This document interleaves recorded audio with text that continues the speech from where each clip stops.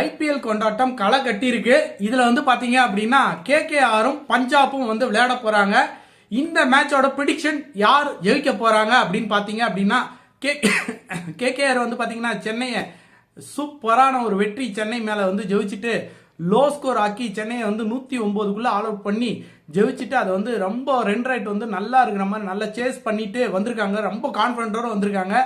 பஞ்சாப் வந்து பாத்தீங்கன்னா நூல் இலையில் தன்னுடைய ஃபீல்டிங் ரொம்ப மோசமா இருந்ததுனால அவங்களோட தோல்வி வந்து பாத்தீங்கன்னா எஸ்ஆர்ஹெச் மேல கிடைச்சிச்சு. ரெண்டு பேரும் வந்து பாத்தீங்க அப்படின்னா ரெண்டு சைட்ல இருந்து எந்த சைடு ரொம்ப ஸ்ட்ராங் அப்படின்னு பாத்தீங்க அப்படின்னா பஞ்சாபோட பேட்டிங் வெரி ஸ்ட்ராங்கா இருக்கு. பஞ்சாபோட பவுலிங்கும் நல்லா இருக்கு. கேகேஆரோட பவுலிங் நல்லா இருக்கு. பேட்டிங் நார்மலா இருக்கு.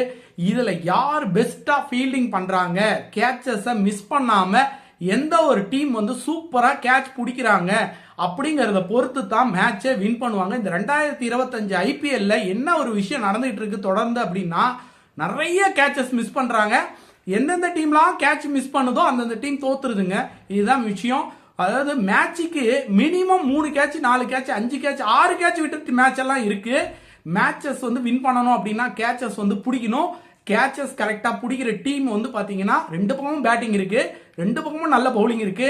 ஆனா ஃபீல்டிங் யார் நல்லா பண்றாங்க அப்படிங்கறத பொறுத்து தான் அவங்களுக்கு வெற்றி வாய்ப்பு அதிகம். அப்படி பார்க்கும்போது பாத்தீங்க அப்படின்னா பஞ்சாப் வந்து பாத்தீங்கன்னா கேகேஆரை விட பலம் வாய்ந்த அணியாக தெரியுது. கண்டிப்பாக இந்த ரெண்டு பேருக்குள்ள போட்டியில வந்து பாத்தீங்கன்னா கேகேஆர் வந்து பஞ்சாப் பீட் பண்ணுவாங்க. அவங்க தொடர்ந்து முன்னிலை பெறுவாங்க. பிளே ஆஃப்க்கு தகுதி பெறக்கூடிய ஒரு சரியான டீம் எது அப்படின்னு பாத்தீங்கன்னா பஞ்சாபை சொல்லலாம். பஞ்சாபோட பேட்டிங் லைன் அந்த மாதிரி இருக்கு, பவுலிங்கும் நல்லா இருக்கு. ஃபீல்டிங் மட்டும் கொஞ்சம் சரி பண்ணாங்கன்னா பஞ்சாப் கண்டிப்பா பிளே ஆஃப் போகும்.